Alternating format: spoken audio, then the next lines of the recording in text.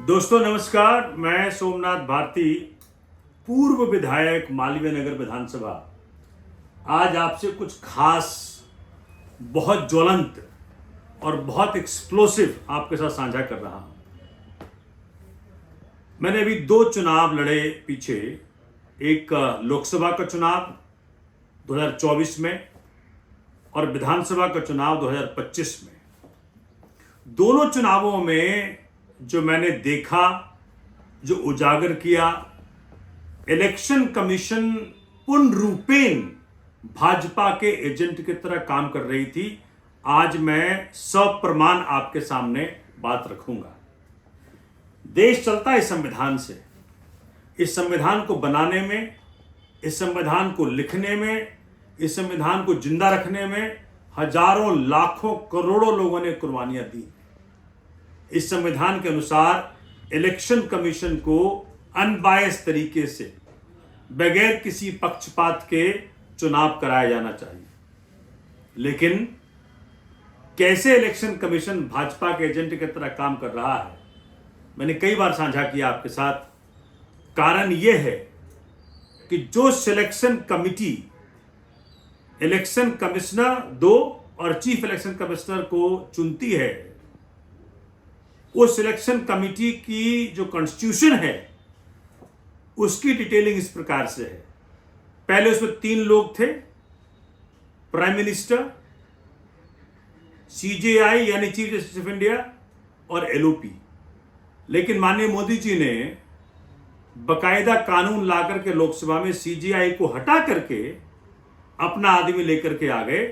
तो अब हो गया पीएम साहब, उनके एक नॉमिनी और एक एलओपी। अब 3 में जब 2 वो, तो जो इलेक्शन कमिश्नर चुने जाएंगे और जो सीईसी यानी चीफ इलेक्शन कमिश्नर चुने जाएंगे, वो कोई बहुत गेस वर्क नहीं है कि वो बीजेपी का ही आदमी होगा। माननीय मोदी जी कहना मानेंगे।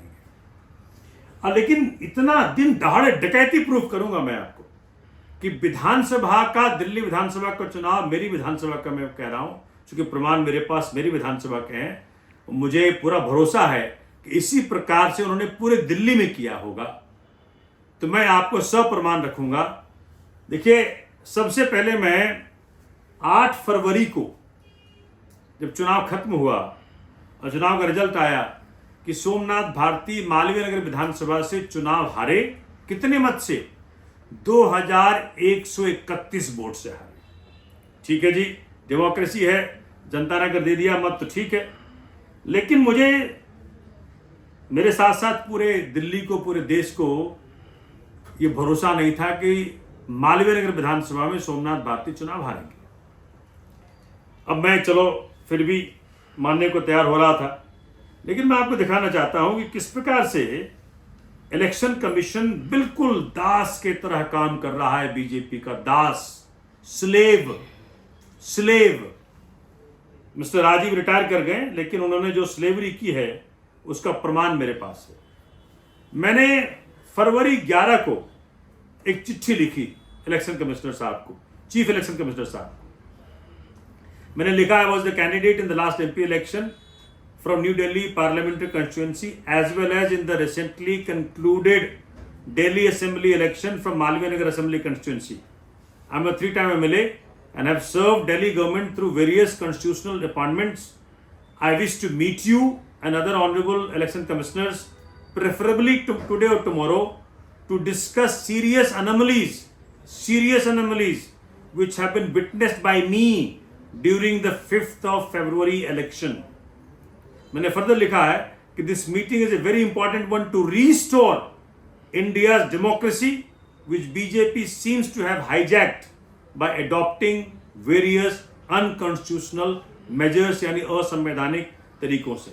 मैंने लिखा साथ में कि while fixing my appointment, please do consider various deadlines set up by you to challenge counting, to challenge EVM and to challenge election. मैंने कब मांगा ये? 11 फरवरी को। अब आप देखें, फिर रिमाइंडर भेजा 13 फरवरी को, please know that I am still waiting for your answer. कोई जवाब नहीं। मुझे फिर कॉल आता है कब? 14 फरवरी 2025 को डीईओ यानी डिप्टी इलेक्शन ऑफिसर, जो आपके इस डिस्ट्रिक्ट के हैं, डिस्ट्रिक्ट इलेक्शन ऑफिसर इस डिस्ट्रिक्ट के हैं, जिनका नाम है श्री चैतन्य प्रसाद। सोमनाथ जी, आपने चिट्ठी भेजी है चीफ इलेक्शन कमिश्नर को, आप हमसे आके मिल लीजिए। मैंने कहा जी जवाब तो उनको देना है, जवाब आपके पास हो तो आ जाऊंगा। बोले नहीं आप मेरे पास आ जाइए। चलो जी पहुंच गए। पहुंचा तो लिखा था उसमें कि please adhere to the guideline and timeline for various challenging affairs. EVM को चैलेंज करने के लिए 7 दिन का डेडलाइन है कि जब इलेक्शन खत्म होता है, काउंटिंग खत्म होती है, रिजल्ट डिक्लेयर होता है, उसके 7 दिन के भीतर भीतर। मैंने ईमेल लिखा 11 फरवरी को, 14 फरवरी को मुझे बुलाए हैं और बातचीत करते करते करते करते बज गया 7। मैंने कहा जी मुझे ईवीएम चैलेंज करना है। तो कहते सोमनाथ जी वो समय 5 बजे तक था। मैंने कहा 11 तारीख को मैंने आपको चिट्ठी लिखी है इलेक्शन कमिश्नर साहब को, आप मुझे 14 को बुला रहे हो, तो गलती तो आपकी है। नहीं नहीं जी वो तो उसमें ये लिखा है, मैनुअल लिखा है, ढिमका लिखा है, फुल्ला लिखा है। अच्छा जी ठीक है, बहानेबाजियां हो गई।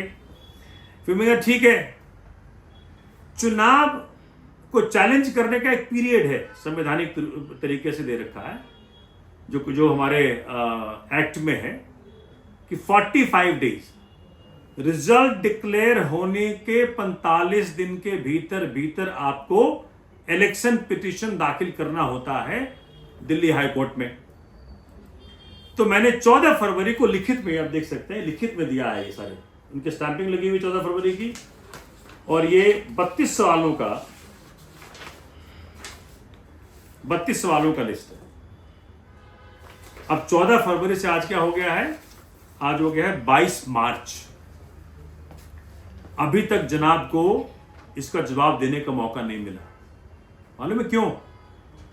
इलेक्शन कमीशन चाहता है, इशारे पर रेफरल यह चाहता है कि 45 दिन का समय निकल जाए, जवाब देंगे नहीं, सोमनाथ जी के पास ग्राउंड बनेगा नहीं, तो चैलेंज कैसे करेंगे? और फिर मुझे कहते हैं कि जी आप इलेक्शन कमीशन के बारे में ऐसा बोलते हो। मैं क्या बोलूं? डकैती करिए, डकैती, चुनाव की डकैती करिए भाजपा के लिए, और ये देशद्रोह है। चुनाव आयुक्त सुन लें इस बात को, मैं इस बात को कोर्ट ले जा रहा हूं कि आपने देशद्रोह करी है। इलेक्शन को किसी पार्टी के फेवर में करने के लिए जिस प्रकार की हरकतें आपने करी है, वो देशद्रोह है, देशद्रोह। अब मैंने अपने, चूंकि आपने मुझे नहीं दिया जवाब, तो मैंने फिर अपने तल पे कुछ प्रयत्न किए, लोगों को बुलाया, और आपको मैंने तब भी कहा था, जैसे ये देखिए कुछ प्रमाण मैं कलेक्ट किया हूं। ये है वोटर स्लिप्स, 7 वोटर स्लिप हैं, 3, 4, 5, 6, 7। अब ये है C8 ग्रीन पार्क मेन के एड्रेस पे है। मैं इस शुरू से बोल रहा हूं जिस दिन चुनाव खत्म हुआ है कि ऐसे वोटर स्लिप्स जो बटे हैं ग्रीन पार्क मेन का, ये पता सिर्फ एक व्यक्ति वहां पे रहती है जिसका नाम है कृष्णा राव। उनका घर अंडर कंस्ट्रक्शन है, बन रहा है, निर्माणाधीन है। निर्माणाधीन घर पे ये 7 वोट कैसे बन गए? किसने बनाए? कौन है ये लोग? कोई जवाब नहीं इलेक्शन कमीशन के पास। आप सोचिए हारने का मार्जिन कितना है? 2131 वोट। अगर ये जेन्युइनली इस प्रकार के वोट डले होते, मुझे कोई आपत्ति नहीं है, जनता का मैंडेट मुझे स्वीकार है। लेकिन इस प्रकार की हरकतें करके मान ले 10 वोट भी हर पर बूथ इन्होंने गड़बड़ किया हो, तो 144 बूथ में 144 गुना 10, 1440 वोट। हारने का मार्जिन क्या है? 2131। अगर 1440 मुझे मिल जाए तो परिणाम उल्टा हो जाएगा। अच्छा, तो इस प्रकार से मैंने मांगा था इनमें डिटेल कि मुझे बताया जाए कि कितने वोटर 1/1/2023 से हर बूथ में जोड़े गए और डिलीट किए गए। कोई जवाब नहीं। एसडीएम साहब के मेरे पास सारा WhatsApp SDM in the sense कि रिटर्निंग ऑफिसर साहब हैं वो चुनाव के। मेरे पास सारा डिटेल है व्हाट्सएप में, मैसेजेस में, लेकिन कोई जवाब नहीं है। अच्छा, आपको और दिखाता हूं। मेरे यहां एक इलाका है जी ब्लॉक NDSC पार्ट 2। अब जी ब्लॉक NDSC पार्ट 2 में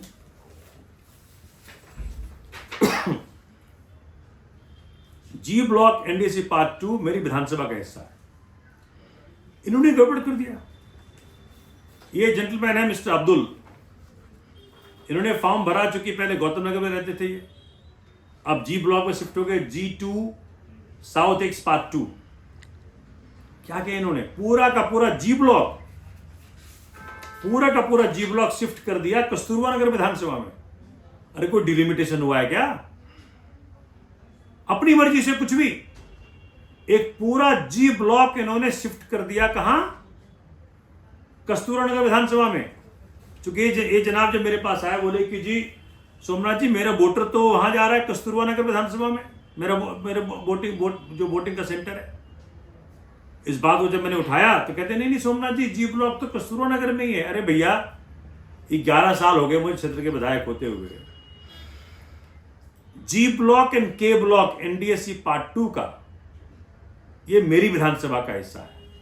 लेकिन आप तो भाजपा के एजेंट हैं, एजेंट की बोली बोलेंगे तो जैसे जो कहना पड़े, मालिक की पूजा में, मालिक की शान में वो कहते रहेंगे, रेंग रेंग के पूजा करते रहेंगे, डेमोक्रेसी की मर्डर करते रहेंगे, देशद्रोह करते रहेंगे। इलेक्शन को फर्ज करना देशद्रोह है। अब ये मैंने दिखा दिया आपको, दूसरा परिणाम दिखाया आपको। अब तीसरा देखिए, मेरे पास वाल्मीकि कैंप, मेरे यहाँ एक कैंप है, 2 कैंप है हमारे, इंदिरा कैंप, वाल्मीकि कैंप, उसका वोटर्स लिस्ट है। अब देखें यहां करामात इनकी। एड्रेस में क्या है जी, ये देखिए जहां जहां टिक लगा रखा है ना हमने, ये सब भेजा है हमने, रिटर्निंग ऑफिसर साहब को भेजा है। एड्रेस में क्या लिखा है? एड्रेस हाउस संख्या 00000। अरे भैया, वोटर कार्ड बनाते क्या क्या मांगते हो? ये ले आओ, वो ले आओ, आधार कार्ड ले आओ, ढिमका ले आओ, फलना ले आओ। मुझे बता दो कौन सा आधार कार्ड में हाउस नंबर 0 होता है? जो वहां के लोग हैं ना इनको पहचानते ना ऐसा कोई घर है। ये पूरा देखिए, दिख रहा है आपको? उसमें एक तो ये जैसे कि ने लिख दिया है हाउस नंबर उटपटांग, कोई पटपड़गंज, कोई फलाना, कोई ढिमका, कुछ भी। और जो वोटर इंदिरा कैंप का है उसको कर दिया वाल्मीकि कैंप में, जो वोटर वाल्मीकि कैंप का है उसका डाल दिया इंदिरा कैंप का। मुझे बताइए कैसे वो चुनेगा अपना पोलिंग बूथ, कहां से पहुंचेगा वो? तो ये सारा मैंने टिक करके रखा है। मतलब जिस भी वोटर्स लिस्ट पे हाथ डाल रहा हूं, जो इलेक्शन कमीशन ने मुझे ऑफिशियली जवाब नहीं दिया है तो मुझे खुद करना पड़ रहा है, सब में इस प्रकार की हरकतें, फेक वोटर्स की भरमार। इंदिरा कैंप का वोटर वाल्मीकि कैंप में, वाल्मीकि कैंप का वोटर इंदिरा कैंप में, बेगमपुर गांव का वोटर NCRT भेज दिया आपने। जी ब्लॉक तो बाहर ही कर दिया विधानसभा से ही। अब आपको और दिखाता हूं। देखिए, एक शख्स है मेरी विधानसभा के, इनका नाम है सजाद, पिताजी का नाम है बशीर अहमद।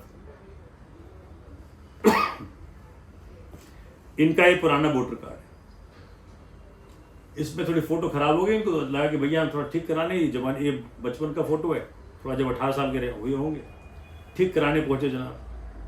जब ठीक कराने पहुंचे तो इन्होंने जब ठीक किया तो इसमें फिर कुछ गड़बड़ कर दिया, इनका डेट ऑफ बर्थ गलत डाल दिया।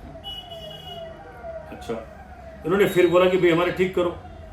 अब जब ठीक किया तो ये बड़े, मतलब अरे भैया दास्ता की तुम्हारी हद है, इतिहास लिखा जाएगा राजीव जी, तो एक तरफ तो टीएन शेषन को लोग पूजेंगे और आपको धरातल दिखाएंगे। You have been the worst election commissioner, chief election commissioner of India.